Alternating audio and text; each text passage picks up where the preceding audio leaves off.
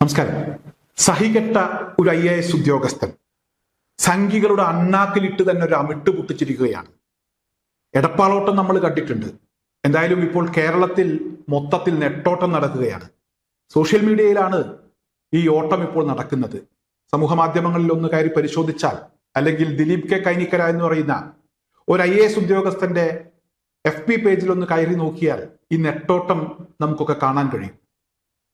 അദ്ദേഹം കഴിഞ്ഞ കുറച്ച് ദിവസങ്ങൾക്ക് മുമ്പ് എന്നാണ് ആ പോസ്റ്റ് അദ്ദേഹം ഇട്ടത് എന്നുള്ളത് കൃത്യമായി ആ ഡേറ്റ് ഞാൻ ഓർക്കുന്നില്ല. ഏതായാലും അദ്ദേഹം ഇവിടെ അദ്ദേഹത്തിന്റെ FBയിൽ ഒരു കാര്യം കുറിച്ചു. ഒരുപാട് കാര്യങ്ങൾ അദ്ദേഹം പറയുന്നുണ്ട്. എന്നാൽ ഇവിടെ ചില ആളുകളെയൊക്കെ ചൊടിപ്പിച്ചത്, അല്ലെങ്കിൽ അവരൊക്കെ വളരെ മോശപ്പെട്ട ചില കമന്റുകൾ ഇട്ടത് ഒരേ ഒരു പരാമർശവുമായി ബന്ധപ്പെട്ടാണ്. അതായത് മലപ്പുറം ജില്ല വിഭജിക്കണം, ഇനി വരുന്ന 2-3 വർഷം തിരഞ്ഞെടുപ്പൊന്നും ഇല്ലാത്ത വർഷമാണ്. 2029 വരെ തിരഞ്ഞെടുപ്പില്ല, പ്രത്യേകിച്ച് തിരക്കുകളില്ല. മലപ്പുറം ജില്ല വിഭജിക്കണം, അവിടുത്തെ ക്ഷേമ പ്രവർത്തനങ്ങൾ, ഈ മലപ്പുറം ജില്ല കേന്ദ്രീകരിച്ച് നടക്കുന്ന ക്ഷേമ പ്രവർത്തനങ്ങൾ എല്ലാ ആളുകളിലേക്കും എത്തണം. അതുപോലെ തന്നെ ഇവിടെ ഉദ്യോഗസ്ഥന്മാർക്ക് ഒരുപാട് ജനസംഖ്യയുള്ള ഈ മലപ്പുറം ജില്ലയിൽ എല്ലാ ജനങ്ങളിലേക്കും എത്താൻ ഒരുപാട് പ്രയാസമുണ്ട്. എല്ലാവരിലേക്കും ക്ഷേമ പ്രവർത്തനങ്ങൾ എത്തണം. അതുപോലെ തന്നെ ഉദ്യോഗസ്ഥന്മാരുടെ ജോലി ഭാരവും കുറയ്ക്കണം എന്ന നല്ല ഉദ്ദേശത്തോടു കൂടിയാണ് അദ്ദേഹത്തിന്റെ FBയിൽ ഈ മലപ്പുറം ജില്ലാ വിഭജനവുമായി ബന്ധപ്പെട്ട് ഒരു കുറിപ്പ് രേഖപ്പെടുത്തിയത്. നേരത്തെ മുസ്ലിം ലീഗ് ഇത്തരത്തിലൊരു ആവശ്യം ഉന്നയിച്ചിരുന്നു. അതുപോലെ തന്നെ കാന്തപുരം AP അബൂബക്കർ മുസ്ലിയാർ അദ്ദേഹം നടത്തിയ കേരള യാത്രയുമായി ബന്ധപ്പെട്ടും ഇത്തരത്തിലൊരു ആവശ്യം ഉന്നയിച്ചിരുന്നു. എന്തായാലും ഇവിടെ മുസ്ലിം ലീഗും അതുപോലെ തന്നെ ചില മുസ്ലിം സംഘടനകളും ഒക്കെ ഈ ആവശ്യം ഉന്നയിച്ച സമയത്ത് ചില ആളുകളൊക്കെ രംഗത്തെത്തിയിരുന്നു. ചില വിദ്വേഷ പരാമർശങ്ങളും പ്രതികരണങ്ങളും ഒക്കെ അത്തരത്തിലുള്ള ആളുകളുടെ ഭാഗത്തു നിന്നുണ്ടായി.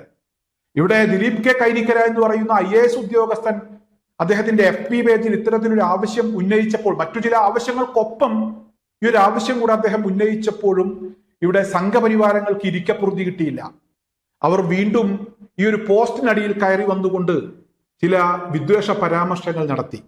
എന്തായാലും IAS ഉദ്യോഗസ്ഥനായിട്ടുള്ള ദിലീപ് കെ കൈനിക്കര സഹികെട്ട് അദ്ദേഹം സംഘപരിവാരങ്ങളുടെ അണ്ണാക്കിലിട്ടുകൊണ്ട് തന്നെ ഒരു അമിട്ട് പൊട്ടിച്ചു. ഏറ്റവും അവസാനം അദ്ദേഹത്തിന്റെ FBയിൽ കുറിച്ച വരികൾ വളരെയധികം ശ്രദ്ധേയമാണ്. അദ്ദേഹം പറയുന്നത്, IAS എന്ന് പറയുന്ന ബ്രാൻഡിനേക്കാൾ ദിലീപ് എന്ന പേരിനാണ് ഇവിടെ പ്രിവിലേജ് കിട്ടുന്നത്. ഇനി വരുന്നൊരു തലമുറയ്ക്ക് ഇവിടെ വാസം യോഗ്യമാണോ എന്ന് കവി ചോദിച്ചത് അതിഭാവുകത്വം കൊണ്ടല്ല എന്നാണ് അദ്ദേഹം വളരെ കൃത്യമായി പറഞ്ഞിരിക്കുന്നത്. എന്തായാലും അതിനടിയിലും ഇവിടെ സഹികെട്ട സംഘപരിവാരങ്ങൾ പല വിധത്തിലുള്ള കമന്റുകളും രേഖപ്പെടുത്തുന്നുണ്ട്.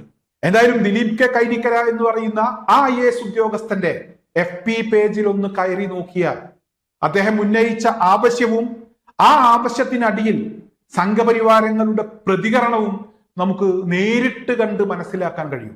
എന്തായാലും ഗതികെട്ട IAS ഉദ്യോഗസ്ഥൻ ദിലീപ് കെ കൈനിക്കര സംഘികളുടെ അണ്ണാക്കിൽ പൊട്ടിച്ചതിന്റെ നെട്ടോട്ടമാണ് ഇപ്പോൾ സമൂഹ മാധ്യമങ്ങളിൽ നടക്കുന്നത്.